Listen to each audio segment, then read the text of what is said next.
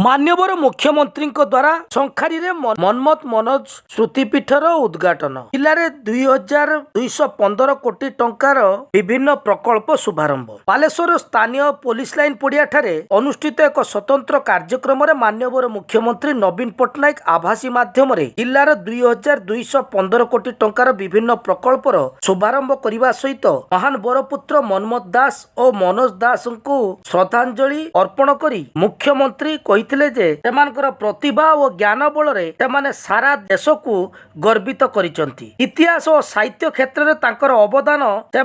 अमर करी रखिछि। एही अवसर में मुख्यमंत्री नीलगिरी जनजाति भाई भौणी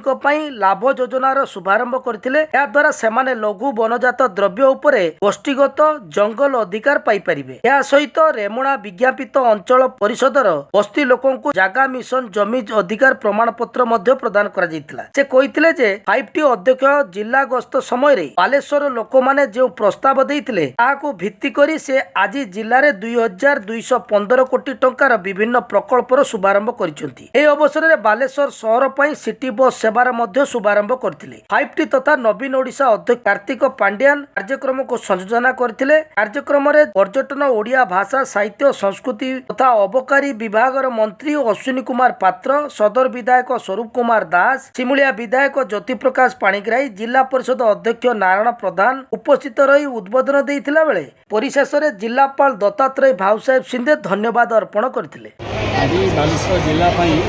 गर्व और गौरवर विषय जे जने प्रख्यात व्यक्ति ऐतिहासिक मनमथ दास एवं पद्म भूषण मनोज दास ये उभयंकर जन्मपीठ शंखारी ठारे तांकर भोगराई निर्वाचन मंडल भोगराई ब्लॉक तांकर पैतृक संपत्ति सरकार को दान कर परिवार कुंड सेठारे स्मारकी पीठ आज लोकार्पण कले माननीय मुख्यमंत्री जनसाधारण उद्देश्य सेठारे तांकर जो पैतृक गृह साधना पीठ ध्यान मंदिर अच्छी पुष्करणी अच्छी एवं ओपन थिएटर मंदिर अच्छी ये समस्त जिनिस जो उपस्थापन कर सरकार विभाग तरफ संस्कृति विभाग तरफ जो कि प्राय 16 कोटी टंकार अधिक टंका विनियोग कर आज लोकार्पित होगा फल खाली ओडिशा नुहे ओडिशा बाहर बंग अन्य देश आसिक प्रदेश आसिक ज्ञान अर्जन करें ध्यान करें एवं आराधना भी करें एभली व्यवस्था